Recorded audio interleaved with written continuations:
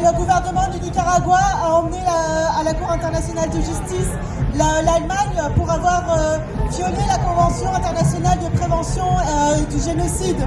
Alors, les deux demandes principales en fait du Nicaragua, le premier c'est que l'Allemagne arrête d'appuyer militairement l'Allemagne.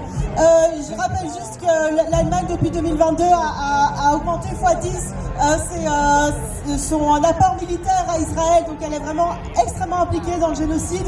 Et la deuxième chose que demande le Nicaragua, c'est que l'Allemagne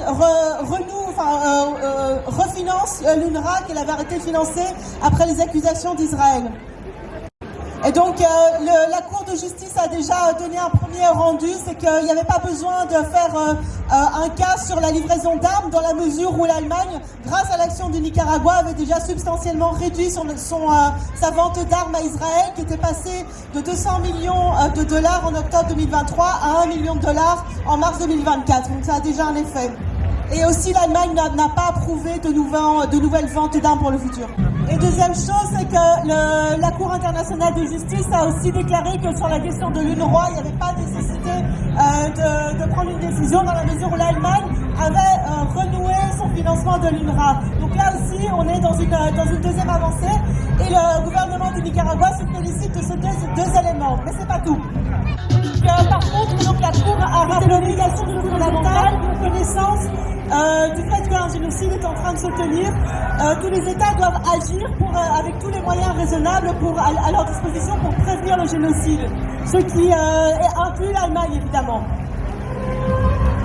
Et donc la Cour a également rappelé à l'Allemagne que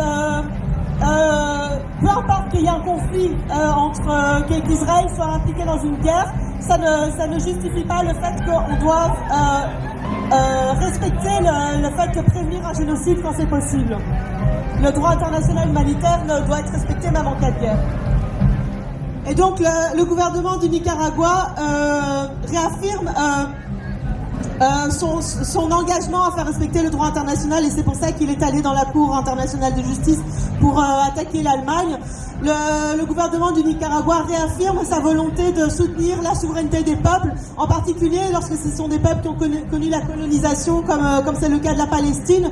Le droit international doit être respecté et pas ce que font les États-Unis, qui est le rapport de force constant, et c'est dans cette action-là que le Nicaragua agit. Et il s'agit d'une véritable victoire de la part du Nicaragua, et c'est comme ça qu'ils le conçoivent, parce que, indépendamment des détails juridiques, ce qu'a fait le Nicaragua là, c'est à rappeler à un pays impérialiste qui a toujours profité de sa position impérialiste pour pouvoir opprimer les peuples et se conforter dans cette posture d'oppression, c'est de les avoir mis sur la scène publique en disant voilà ce que vous êtes en train de faire. C'est quand même la deuxième fois que l'Allemagne participe à un génocide en 100 ans. Ça, ils l'ont mis devant la scène publique et le Nicaragua est extrêmement fier de cette victoire, d'avoir rendu ça public. Et donc, ce mois-ci, le Nicaragua fête, c'est le mois de la dignité et de la souveraineté nationale. Donc, le Nicaragua, évidemment, c'est important que ce procès ait lieu à ce moment-là.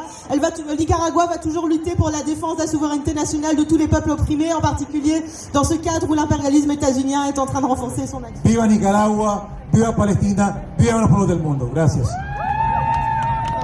Inês du Brésil. Bonjour camarades et bon 1er mai à tous. En fait, je vais être brève sur le Brésil parce que la situation est extrêmement complexe et très délicate. Nous avons vaincu les fascistes Bolsonaro, mais nous n'avons pas encore vaincu le bolsonarisme, autrement dit le fascisme. Il est en train de s'étendre un peu partout et s'articuler avec les extrêmes droites dans le monde entier, en Allemagne, en Israël particulièrement, à cause de la position du Brésil par rapport à la Palestine. Il faut dire que la Palestine a toujours été reconnue au Brésil. Il a essayé donc la paix, il a essayé de créer l'État de Palestine. Dans le Brésil a une responsabilité dans la création de l'État d'Israël. Parce que l'ambassadeur qui a décidé donc la création de l'État d'Israël était un Brésilien, grâce à Aranha. Donc nous avons une certaine culpabilité là-dessus et nous soutenons donc la Palestine. Mais au Brésil, il y a un problème très sérieux avec le néopétecostal, c'est les églises évangéliques néopétecostales qui se sont alliées avec l'extrême droite. Ils ont un projet de pouvoir. Ils veulent élire un président au Brésil. Si les évangéliques élisent un président au Brésil, ou une présidente, parce qu'ils essaient d'élire la femme de Bolsonaro, qui, franchement, c'est une fanatique malade mentale, et inutile, parce qu'elle n'a rien dans la tête, c'est uniquement un paravent pour faire venir l'extrême droite de nouveau au gouvernement.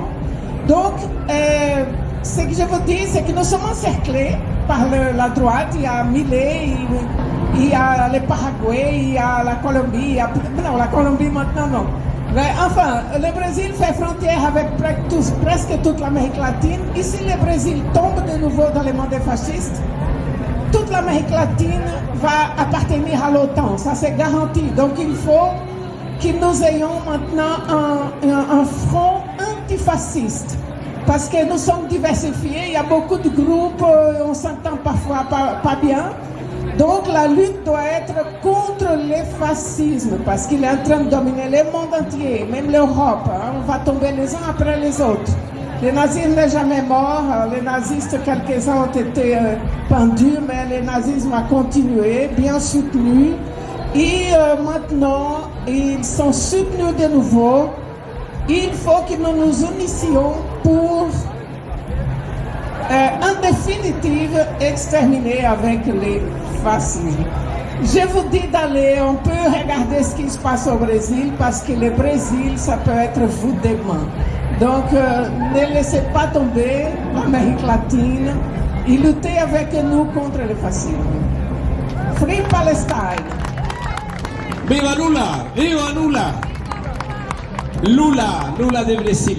Et maintenant, nous avons Lucas de l'ambassade de la Bolivie. Merci beaucoup. Je viens de la Bolivie, je remercie votre présence. Notre pays, dans notre pays, il existe 37 peuples indigènes. Ces peuples indigènes sont le moteur d'une révolution qui prend déjà plus d'une décennie.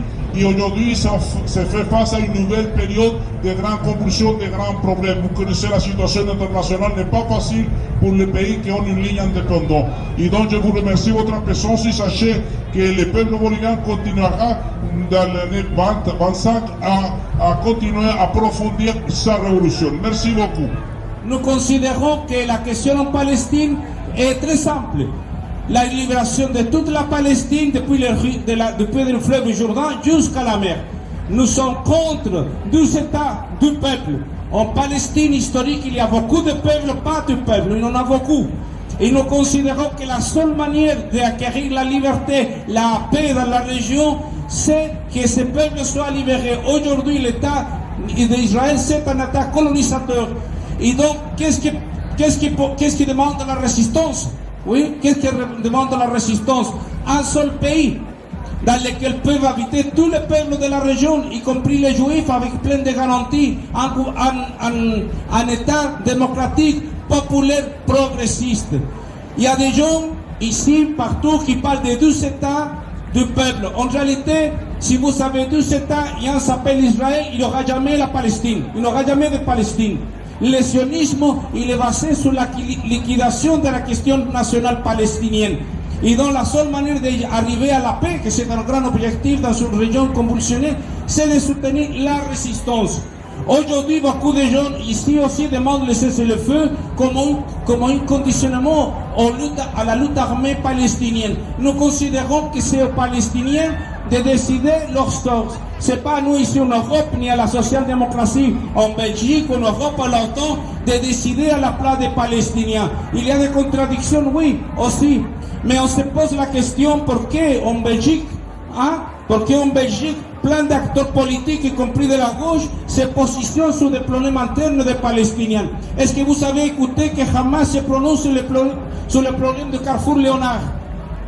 Ou est-ce que le Front populaire par la Palestine, il est contre le régime linguistique à la périphérie de Bruxelles? Alors nous ne comprenons pas pourquoi les autorités ici en Europe et beaucoup d'acteurs parlent au nom des Palestiniens, ils fixent un cadre. Ce cadre a deux éléments. Cesser le feu, donc baisser les armes, rendre les otages, et puis négocier un probable État minuscule. Non, la Palestine ne doit pas être divisée dans 2 ou 3 ou 4 États. Ça, c'est le problème de l'impérialisme. La Palestine, c'est une seule, il doit être libérée. Les Juifs, les chrétiens, mais aussi beaucoup d'autres communautés ont droit de vivre ensemble. Mais sur la libération du peuple palestinien. Merci beaucoup. Soutenons la résistance. Ne cédons pas à la pression de la presse et beaucoup d'acteurs politiques qui veulent imposer leur agenda palestinien. Nous sommes à côté de la résistance jusqu'à la victoire finale. Merci beaucoup. Nicaragua. Viva Venezuela. Maintenant, avec nous, les comités de surveillance de l'OTAN. Merci.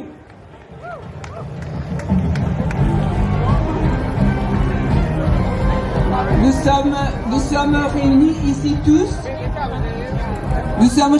ici tous parce que nous, travailleurs de Belgique, de tous les pays d'Amérique latine qui se retrouvent comme travailleurs, comme passagers ici en Belgique, nous sommes réunis tous pour la fête du 1er mai parce que c'est un rassemblement mondial qui permet de voir que les intérêts des travailleurs dans le monde entier sont partout les mêmes. Notre comité surveillance OTAN est composé de travailleurs de tous les métiers en Belgique et notre objectif c'est de montrer que l'OTAN est une machine de guerre qui est en train non seulement de régner, de regrouper tous les pays capitalistes de l'Union européenne, du Canada, des États-Unis, mais qui s'étend globalement. Comme vous parlez de pays d'Amérique latine, je voudrais vous signaler que tout récemment, le fasciste Milei en Argentine a demandé l'adhésion de l'Argentine à l'OTAN. L'OTAN, on voit bien ce que c'est pas l'organisation du traité de l'Atlantique Nord, c'est une machine de guerre pour défendre tout un système et pour empêcher toute possibilité de se libérer de ce système et d'autres voies de développement en faveur des peuples. Donc, nous sommes présents au 1er mai parce que c'est une partie de la lutte des travailleurs qui est très importante. Concrètement, ici, comme dans beaucoup d'autres pays, membres de l'OTAN ou non, nous sommes confrontés à la guerre, une guerre très importante que l'OTAN est en train de mener contre la Russie et dans laquelle elle veut entraîner le reste du monde. Ce n'est pas pour rien qu'il y a cette globalisation de tout ce qui est possible que l'OTAN recueille pour être plus fort militairement contre tous les pays qui veulent se libérer de son emprise.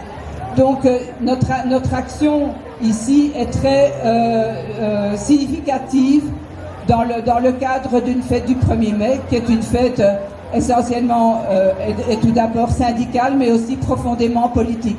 Et concrètement, ce que nous essayons de faire en Belgique, c'est que tous les mouvements de la paix, tous les partis de gauche en Belgique se rendent compte qu'il faut empêcher à tout prix et continuer à nous battre à tout prix pour que l'OTAN arrête d'armer l'Ukraine comme elle est en train de le faire, parce que leur but c'est de détruire la Russie, c'est pas de sauvegarder une indépendance de l'Ukraine.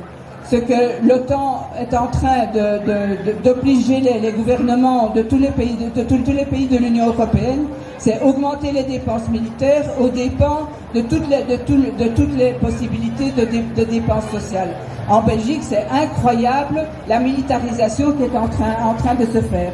Et là, tous les travailleurs ont un rôle très important pour empêcher que ces armes arrivent en Ukraine et qu'on continue à financer cette guerre qui ne sert pas du tout les intérêts des travailleurs. Donc nous sommes unis à tous les travailleurs des pays d'Amérique latine. Il y a le premier pays en Amérique latine qui avait demandé son adhésion à l'OTAN, c'était la Colombie, et maintenant c'est l'Argentine. Ce sont des exemples qui montrent comment l'OTAN veut s'étendre et régner sur le monde entier, quoi. Et c'est ça qu'on doit, chacun de notre côté, on doit essayer de faire tout pour l'en empêcher. Bravo, on soutient, on est militant.